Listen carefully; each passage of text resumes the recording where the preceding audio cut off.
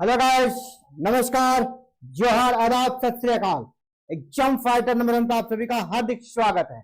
और JPSC Jack paper 1 में आज हम लोग आईसीटी का बहुत ही इंपॉर्टेंट टॉपिक, लेकिन छोटा टॉपिक, आज का लेक्चर बहुत शॉर्ट रहेगा लेकिन बहुत ही इंपॉर्टेंट टॉपिक को डिस्कस करेंगे। जी आप बात कर रहे हैं हम लोग आज जो आईसीटी से जुड़ा हुआ बहुत ही इंपॉर्टेंट एब्रिविएशन और टर्मिनोलॉजी है, इसको समझेंगे क्योंकि यहां से एक या दो प्रश्न है ना, एवरेज 2 प्रश्न रखिए, 2 प्रश्न आते ही आते हैं। तो सभी फुल फॉर्म को आज कंप्लीट करेंगे वन शॉट में। आईसीटी से जुड़ा हुआ ये इंपॉर्टेंट सेशन है और आज हम लोग बहुत ज्यादा तो नहीं लेकिन इतना जरूर कर लेंगे, इस फुल फॉर्म को, इस टर्मिनोलॉजी को इतना समझ लेंगे कि इनमें से ही प्रश्न आना है और आपका यहां से 2 नंबर फिक्स हो जाए। कम पढ़ो, स्मार्ट तरीके से पढ़ो। जो स्ट्रेटजी है एग्जाम फाइटर नंबर 1 का, उसी स्ट्रेटजी के साथ आपके लिए आज बिल्कुल चुनाव होने का क्रीम, आपके लिए जो क्रीम तैयार करके लाया गया है। जैसे आप अगर 1 गिलास दूध पीते हैं ना, जो आपको बेनिफिट होगा, उसमें आप अगर थोड़ा सा क्रीम बस खा लेते हैं उसके क्रीम को, तो आपको उतना बेनिफिट मिल जाता है। तो यहां पर वही करने का प्रयास किया जा रहा है कि आपको बिल्कुल वो चीज दिया जाए जो सीधे आपके एग्जाम में लड़े, ठीक है, सीधे आपके एग्जाम में आए, क्योंकि समय आपके पास कम है और कम समय में जब तक आप स्मार्ट स्ट्रेटजी नहीं अपनाएंगे आपकी सफलता मुश्किल हो जाएगी। अगर आप तैयारी कर रहे हैं तो आप सभी को ऑल द बेस्ट, अच्छे से तैयारी कीजिए। अगर दिक्कत है आप हमारे साथ जुड़ सकते हैं और हमारे एप्लीकेशन को डाउनलोड करके वहां से भी क्लासेस कर सकते हैं। एप्लीकेशन कहाँ मिलेगा?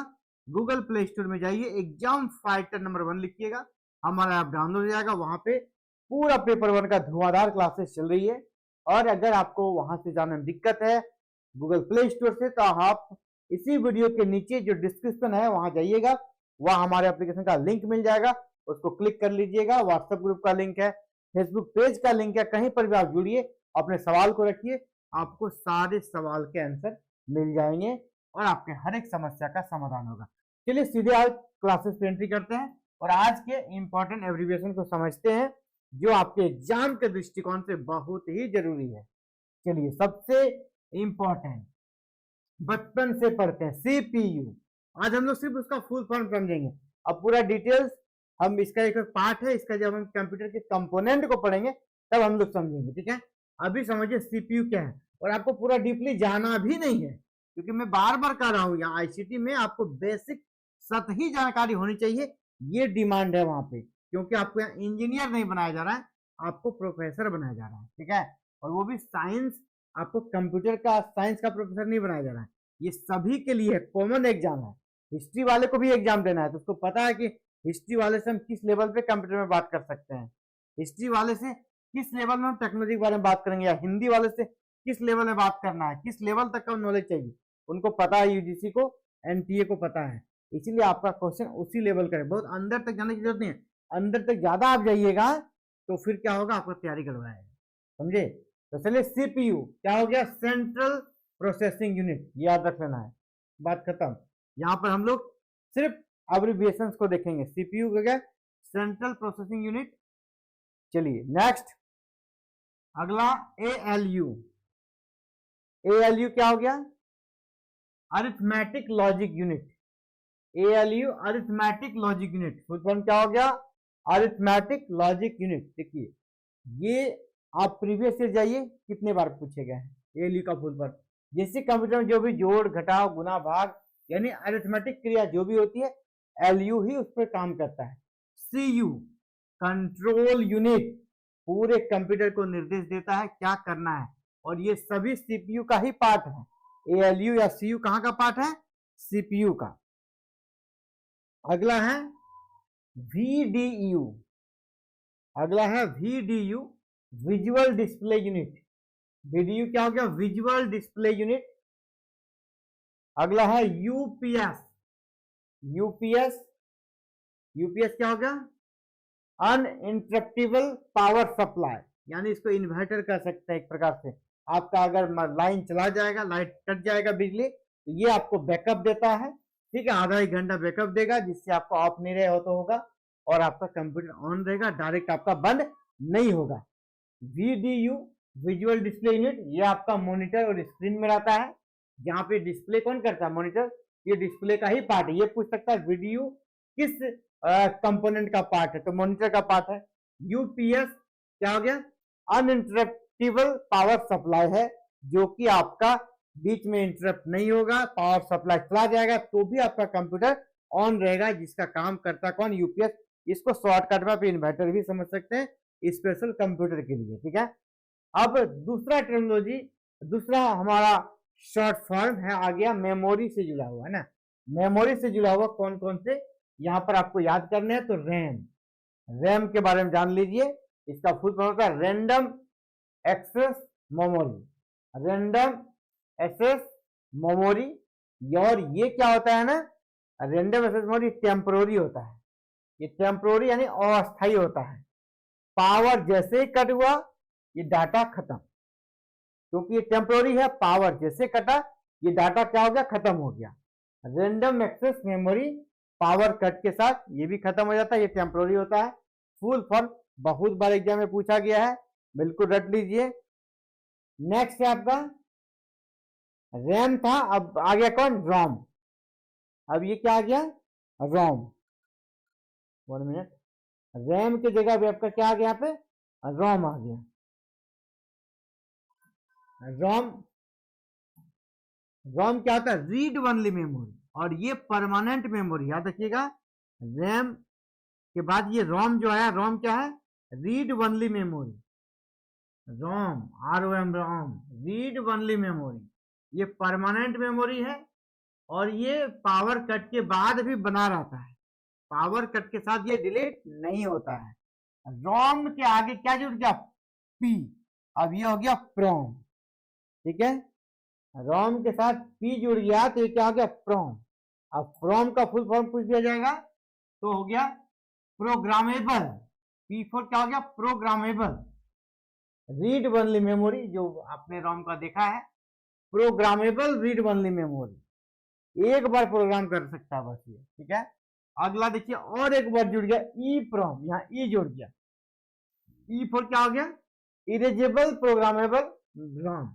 अभी हमने क्या देख रहे थे कि ये अस्थाई होता है, लेकिन इसको भी हम लोग खत्म कर सकते हैं किससे?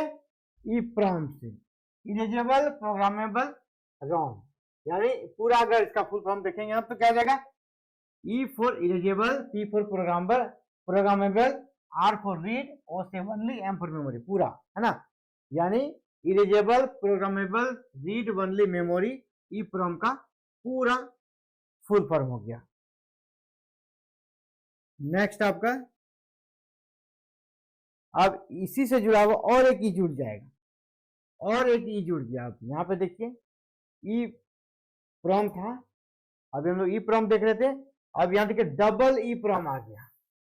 एक एक चीज को बारीकी से समझना। यहाँ था EEPROM यानी इरेजेबल प्रोग्रामेबल रोम हो गया, रीड ओनली मेमोरी। अब डबल EEPROM यानी इलेक्ट्रिकली इरेजेबल। डबल ई से क्या हो गया? इलेक्ट्रिकली इरेजेबल प्रोम।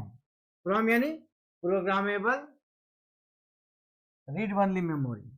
तो पूरे का फुल फॉर्म देख समझ लीजिए, एक एक करके यहाँ पर इसको एक एक चीजें ऐड होती जा रही है और इसका फुल फॉर्म आपका बड़ा होते जा रहा है। अगला है आपका HDD, बहुत नाम आपने सुना होगा। HDD क्या हुआ? HDD हो गया आपका हार्ड डिस्क ड्राइव। HDD का फुल फॉर्म क्या हो गया? Hard disk drive. और ये भी कैसा मेमोरी है?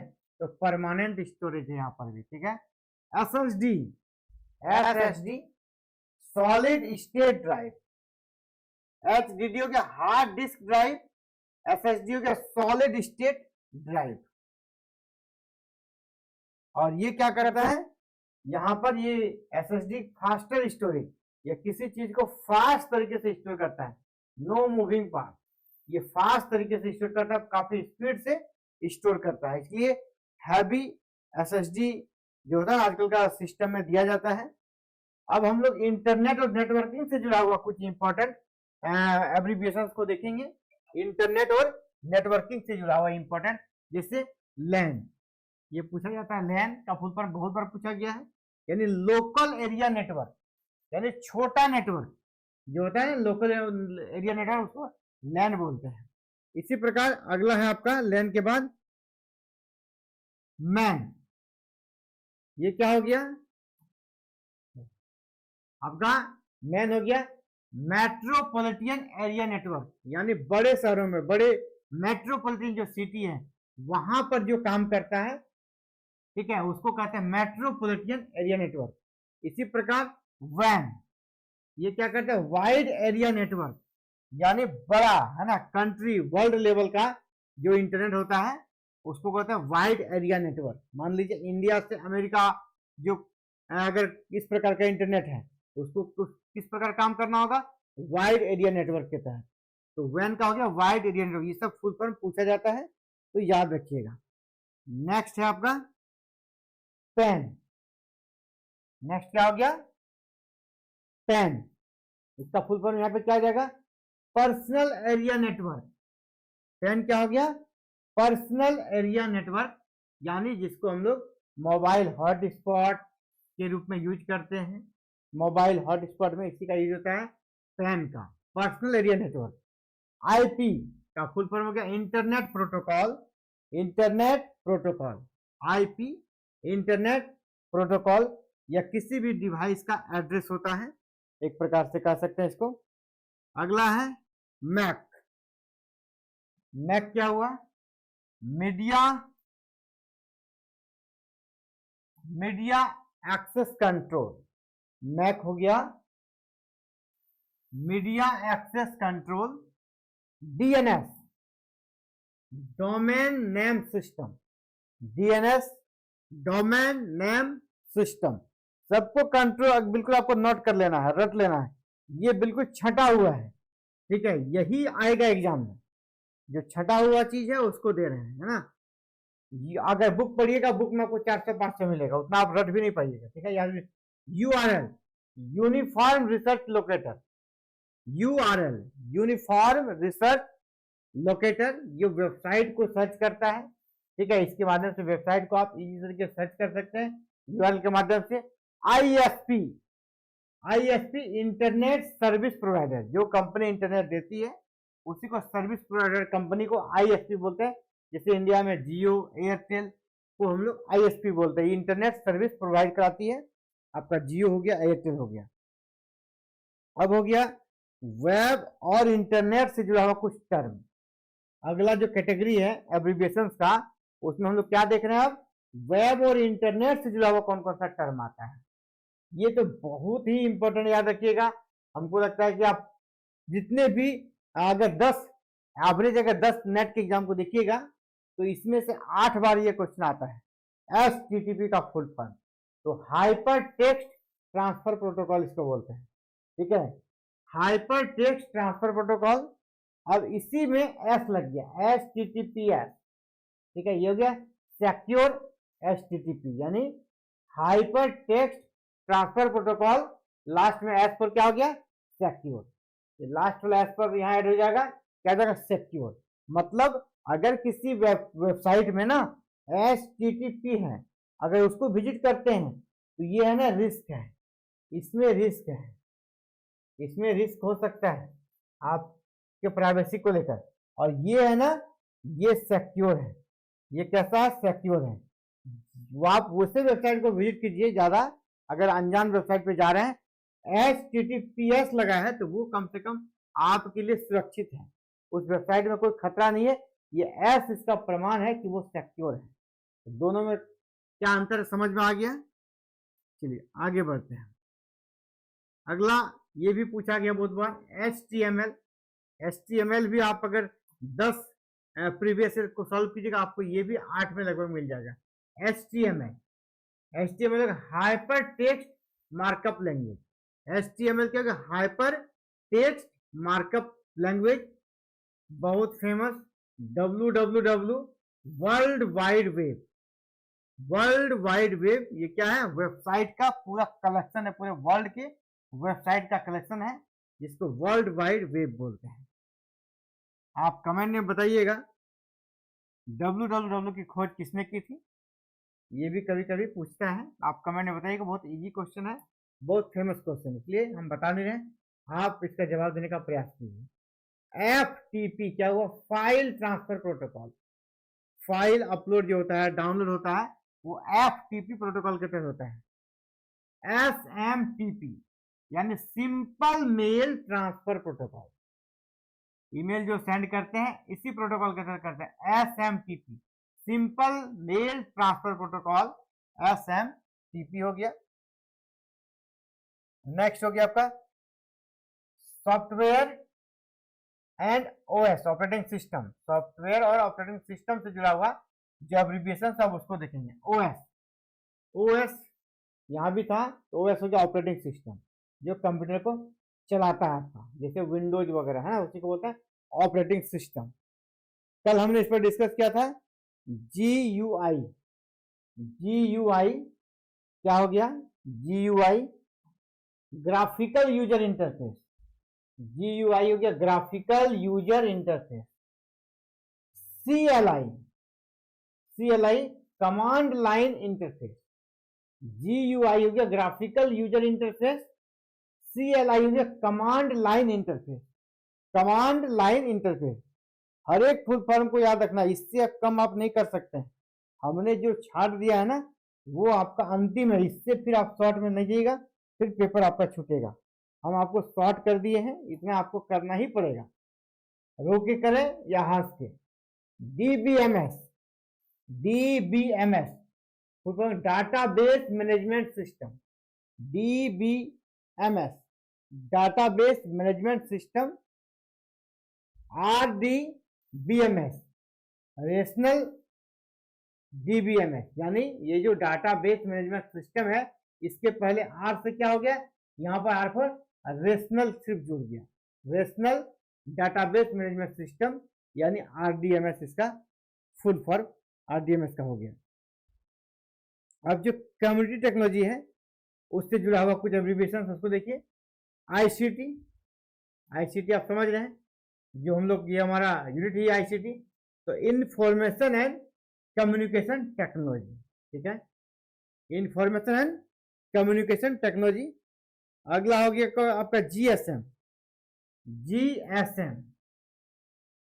GSM क्या है? तो global system for mobile. GSM किसके लिए होता है? मोबाइल के लिए, global system for mobile, mobile network के लिए। अगला CDMA यानी code division multiple access. Code division multiple access CDMA mobile communication के लिए इसका यूज होता है ना। GSM मोबाइल के लिए है, CDMA भी मोबाइल के लिए है। CDMA का full form code division multiple access, ठीक है, कोई दिक्कत नहीं है। आप सभी परिचित हैं वाईफाई से, तो वाईफाई का फुल फॉर्म क्या होता है? Wifi wireless Fidelity. Wireless internet, तो यहाँ पे बिना वायर का आपको इंटरनेट मिलता है, तो वायरलेस फिडेलिटी वाईफाई का पूरा नाम हो गया। ब्लूटूथ आप जान ही रहे हैं, ये शॉर्ट डिस्टेंस वायरलेस है। अगला है आपका VoIP। VoIP क्या हो गया? VoIP क्या है? Voice over internet protocol. VoIP voice over internet protocol. VoIP voice over internet protocol. Cyber security से जुड़ा हुआ कुछ है, जैसे आपको कहा जाता है OTP नहीं दीजिएगा, है ना, OTP दीजिएगा तो आपका खाता खाली हो जाएगा, अकाउंट खाली हो जाएगा। तो साइबर सिक्योरिटी से जुड़ा कुछ तरह से OTP यानी वन टाइम पासवर्ड, ठीक है, यानी इसको क्या है, वन टाइम सिक्योरिटी कोड आपको वन टाइम सिक्योर करता है। बिना OTP गया आपका फिर आगे प्रोसेस आगे नहीं बढ़ेगा। जहां भी आपने कुछ इस प्रकार की चीजें सिक्योरिटी कोड आपने डाला है, तो वहां आपको OTP जाएगा। साइबर सिक्योरिटी का OTP हो गया वन टाइम पासवर्ड। अगला है VPN यानी वर्चुअल प्राइवेट नेटवर्क। VPN क्या हो गया? Virtual private network. VPN virtual private network. अगला है आपका SSL। SSL क्या हो गया?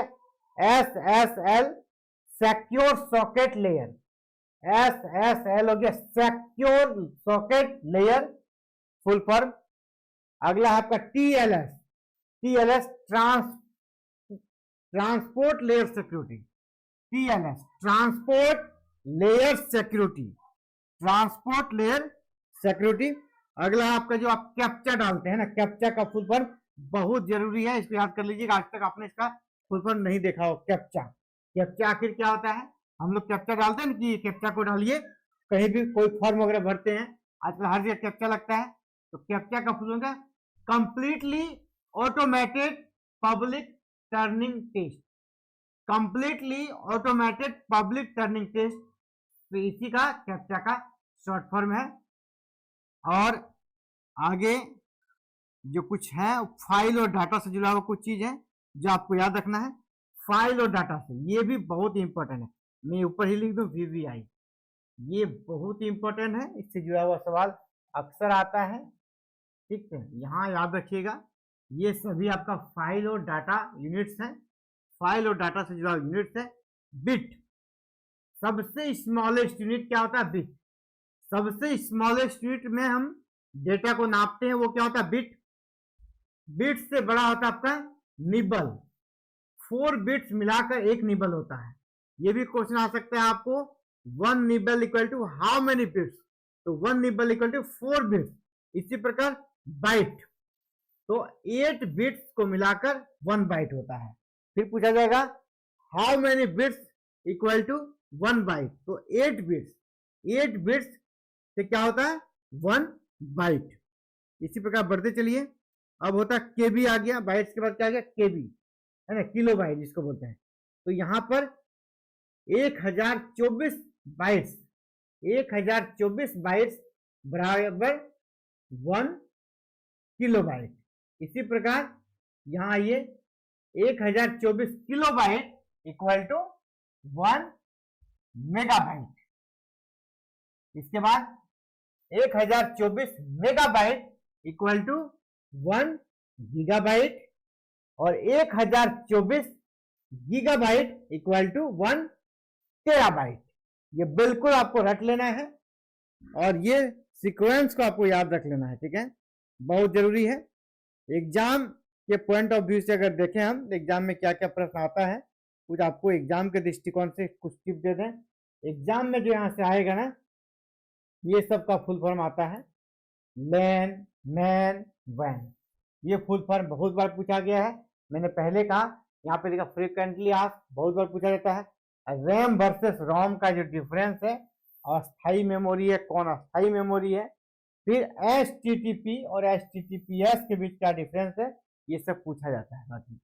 तो ये आप सभी के लिए शॉर्ट लेकिन बहुत इंपॉर्टेंट सेशन था, जहां पे हम लोग डिस्कस कर रहे थे जेट पेपर 1 ICT यूनिट 8 से जुड़ा हुआ, एब्रिविएशन से जुड़ा हुआ टॉपिक। तो चलिए साथियों, फिर से कल मिलते हैं एक नई क्लास में। Thank you. जय हिंद, जय भारत, जय झारखंड।